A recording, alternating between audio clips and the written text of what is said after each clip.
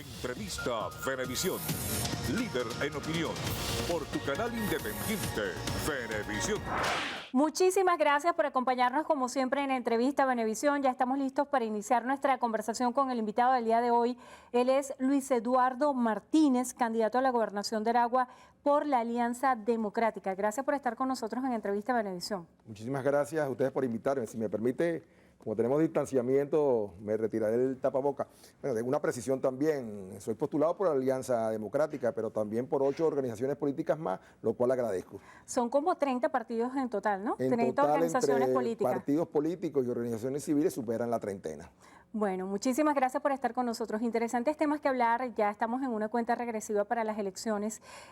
Hay mucha presión sobre lo que es el tema de la observación internacional porque tiene un acento específico en este evento electoral. Después de tantos años sin que la Unión Europea estuviera presente en eventos como este en Venezuela, es de destacar que precisamente la Unión Europea se manifestó hace poco de que no va a asistir a las elecciones en Nicaragua, sin embargo sí lo van a hacer en Venezuela.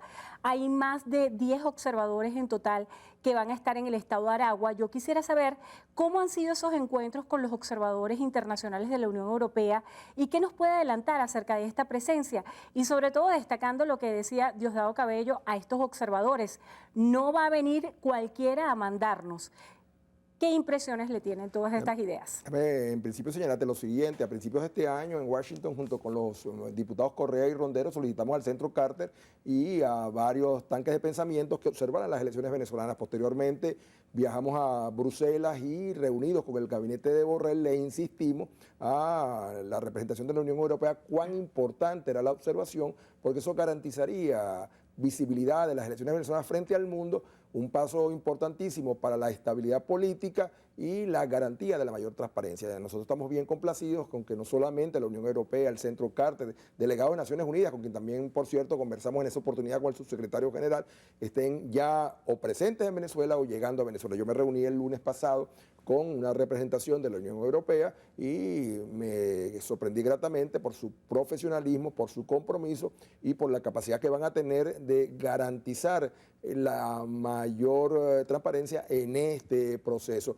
Ellos van a estar en la etapa de campaña electoral, ya están desplegados en buena parte del país, van a asistir el día de las elecciones, van a estar hasta el día 28 de noviembre, de acuerdo a lo que me informaron, en Venezuela, y posteriormente van a elaborar un informe que detalle cada una de las incidencias, pero en conjunto del proceso electoral como tal. Yo creo, se los dije a ellos, en lo blindado del proceso electoral venezolano, tengo gran confianza en el actual Consejo Nacional Electoral y estoy absolutamente convencido que más que a nadie le interesa al oficialismo que estas elecciones se den en un marco de respeto y de absoluta apegarse a la legalidad venezolana. La presencia de los testigos electorales en las mesas también es fundamental, el cuidado del voto una vez que se produzca.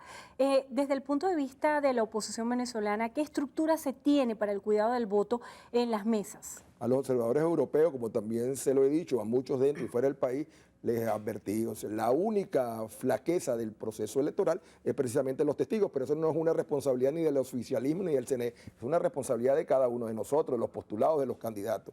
Más aún, hasta el 8 de noviembre se pueden acreditar testigos, ya lo informó el Consejo Nacional Electoral. En nuestro caso, estamos trabajando para eso. Yo he venido insistiendo y todavía estamos a tiempo de que en el caso de las oposiciones, si no podemos presentar candidatos únicos, porque pareciera que es difícil a estas alturas, por lo menos estructuremos un padrón electoral único que permita en cada mesa de votación de todo el país defender los votos que se depositen por nuestras opciones. ¿Por qué piensa usted que es una debilidad del proceso electoral ese cuidado del voto? Porque en ausencia de testigos, no en este proceso, en cualquier proceso, yo he participado en 9 procesos electorales y en aquellos donde un sector no tiene testigos, puede, en ausencia de ellos, pasar cualquier cosa en la mesa de votación. Pueden votar aquellos que no estén registrados por otros, pueden acumularse votos que no están, pueden incluso en el proceso de acceso al centro de votación dificultarse la presencia de electores, pero eso, reitero, no es nuevo. Eso es tan viejo como las elecciones en Venezuela. Y no solamente se presenta aquí, si tú no tienes la capacidad de supervisar, de cuidar tus votos en cualquier parte del mundo, va a pasar. Yo lo he dicho otras veces, alguna gente me dice, oye, ya fastidias con eso, pero cualquier duda sobre la naturaleza de un proceso electoral, pregúnteselo a Donald Trump qué opina de las elecciones presidenciales de noviembre del 2020 en los Estados Unidos. ¿Qué va a decir? ¿Qué lo dice todavía? Que fue un fraude. La auditoría de verificación ciudadana también es un paso importante y para eso no se necesita estar acreditado, sino que cualquier ciudadano, una vez que se produzca el cierre de las mesas, puede acercarse a los centros de votación y estar ahí siendo testigo del Sí, voto. efectivamente es así. Los centros de votación tienen que abrirse una vez que concluye el proceso para que cualquier ciudadano pueda presentar y presenciar la auditoría ciudadana. Por lo demás, no solamente estarán presentes, y aprovecho de informarlo, observadores internacionales, sino que el Consejo Nacional Electoral aprobó hace apenas unas horas la participación de distintas organizaciones no gubernamentales venezolanas en carácter de veedores. Yo he dicho y lo ratifico que este va a ser el proceso electoral más observado, más supervisado en Venezuela en los últimos 20 años. ¿Se necesitaría en este evento electoral, como en otros eventos, un acuerdo de reconocimiento de resultados por parte de los actores que están haciendo vida en este proceso? Yo creo que sobra, y sobra porque desde el momento que tú te inscribiste como candidato, estás reconociendo al Consejo Nacional Electoral. Desde el momento que no ha habido observaciones mayores en el transcurso de la campaña electoral, es obvio que estás reconociendo que el proceso se da con toda normalidad. En cualquier caso, si eso fuera necesario, yo estoy seguro que la mayoría, por no decir todos los candidatos, pudieran y deberían firmarlo. Pero el solo participar es una demostración de que en Venezuela la gran mayoría de la dirigencia política, pero también de la población cree en el voto. Yo acabo de ver, cuando venía para acá, el último estudio de investigación que realizó una de las mejores consultoras del país y me sorprendí gratamente porque ya la participación está rozando el 67%. La semana pasada... La intención de voto. La intención de voto. La semana pasada andaba en el orden del 60%, hace un mes atrás andaba en el orden del 50%, es decir, hay una creciente participación y eso es fundamental para darle credibilidad, legitimidad a los actores que resulten seleccionados el 21 de noviembre. Martínez, acerca de ese estudio que usted hace referencia, una cosa es la intención de voto y otra cosa es la participación. ¿Qué hace falta para incentivar a los venezolanos que hoy en día todavía tienen dudas acerca de si ir a votar o no? ¿Qué hace falta para motivarlos? Que ese es uno de los principales elementos para este evento electoral del 21 de noviembre. Mira, a lo mejor a ti no te va a gustar lo que yo voy a decir, pero lo digo porque lo creo. Yo creo, estoy absolutamente convencido que llegó el momento en que basta de estar manoseando al elector, masajeándolo, convenciéndolo de que es una gran oportunidad de votar. Yo creo que llegó el momento que cada quien asuma su responsabilidad. Yo incluso le estoy diciendo a los que no quieren votar, no voten, quédense en sus casas, pero después no se quejen, cálensela las consecuencias de no votar, porque la mejor manera de que se prolongue la situación que hoy vive Venezuela es no votando. Si usted le disfruta, contento está, porque hace cola de horas y de horas y de días en el interior de Venezuela para echar gasolina, porque no consigue gas, porque tiene que cocinar incluso con leña, porque eso pasa en el interior del país, a lo mejor no en Caracas, porque se te va la electricidad durante horas y horas y a veces días, agua que no tienes de hace meses, si no te alcanza el sueldo para nada. Si tus hijos se fueron del país, estás sufriendo lo que significa la fractura de la familia, y aún así dices que no hay motivo para votar, está bien, te repito, pero entonces asume tu responsabilidad de tal manera que yo le digo a aquellos que queremos votar que estamos asumiendo un gran compromiso de país y aquellos que todavía dudan, que empiecen a reflexionar acerca de las responsabilidades que tienen. No es un problema de la clase política, no es un problema de los dirigentes, es un problema de todos el construir una nación diferente. Martínez, dentro de la propuesta que usted está haciendo para el Estado de Aragua, dice que quiere posicionarlo como el nuevo Singapur. Esto pudiera sonar demagógico. Bueno, yo quisiera que usted no nos fundamentara en qué consiste esa propuesta, qué es lo que usted pretende con el Estado de Aragua y dónde está su plan de gobierno.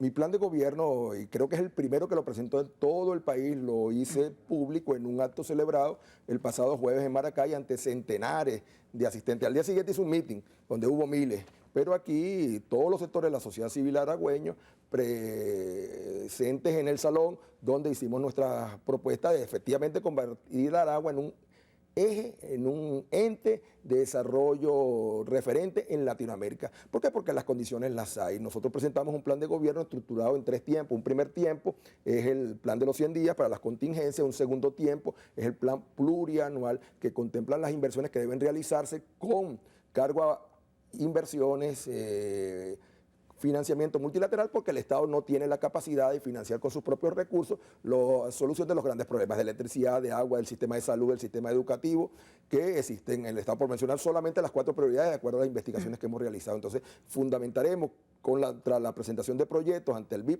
el Banco Mundial, la Corporación Andina de Fomento, de proyectos que tienen que tener un nivel y una metodología suficientemente conocida por nosotros. Ya yo, en anteriores ejercicios de la gobernación, tuve millones y millones y millones de dólares de los entes multilaterales y sé cómo hacerlo. Cuando aproveché la visita a Washington a principios de año para visitar mis viejos amigos del BID del Banco Mundial y me dijeron, tú sabes lo que hay que hacer para accesar a recursos. Y yo sé lo que debo hacer y lo voy a hacer. Y el tercer tiempo pasa por la atracción de inversiones privadas, fundamentalmente de carácter extranjero, apoyándonos en la ley de zonas económicas especiales que estamos defendiendo, promoviendo, no solamente yo, sino debo destacarlo, todos los sectores políticos venezolanos. La ley de zonas económicas especiales va a permitir que Aragua sea una zona económica especial de importación, de exportación de tecnología y de turismo, con lo cual vamos a recibir cuantiosas inversiones capaces entonces de reactivar no solo nuestros parques industriales, sino abrir empresas de vanguardia, de tecnologías de punta, que permitirán entonces empleos de calidad y convertir, reitero, a Aragua en un modelo de desarrollo con prosperidad e inclusión social.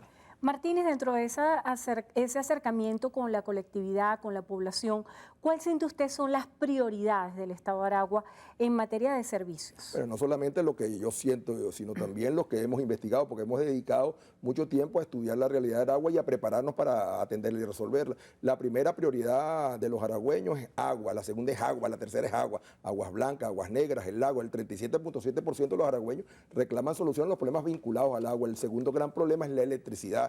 El tercer problema es la infraestructura de salud. El cuarto problema es la infraestructura vial. Y el problema que sigue es la crisis económica gravísima que azota especialmente lo que se refiere a las remuneraciones y a la capacidad adquisitiva del aragüeño. ¿El sector industrial?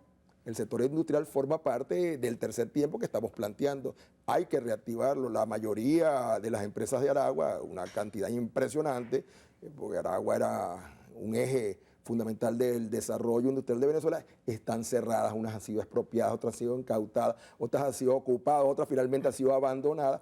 Y la ley que estamos defendiendo y por la cual ya votamos en primera discusión, va a permitir, junto con la ley de nuevos emprendimientos, por cierto, que también votamos en primera y segunda y en la cual solicitamos se incluyera y se incluyó un articulado aparte para el tema de la capacitación, va a ser posible entonces que nuestros parques industriales, no solamente con las industrias originarias, sino también con nuevas industrias, con capitales extranjeros, relancen Aragua. Va a ser una verdadera demostración de lo que se puede hacer cuando privados y públicos se ponen de acuerdo.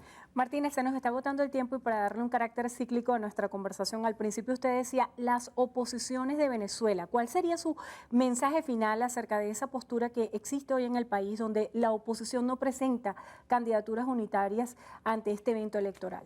¿Puedo decirlo como lo pienso? Puede decirlo con total libertad. Esta es mi cámara, ¿no? Sí. Ok, los venezolanos tendrían todo el derecho de escupirnos a la cara el 22 de noviembre, sino por nuestra propia torpeza, por nuestros odios, por nuestras mezquindades, no somos capaces de unirnos y deberíamos quedarnos en nuestras casas porque no tendremos autoridad moral para representar a nadie en Venezuela si no demostramos que por encima de los intereses particulares partidistas están los intereses del país. Muchísimas gracias por estar con nosotros en Entrevista a Venevisión. Luis Eduardo Martínez, candidato a la gobernación de Aragua por la Alianza Democrática y una treintena de partidos más. Gracias por estar con nosotros en Entrevista a Venevisión. Y gracias a ustedes también por habernos acompañado como siempre. Hacemos una breve pausa y al regreso continuamos con más de Noticiero Venevisión. Quédense allí que ya venimos.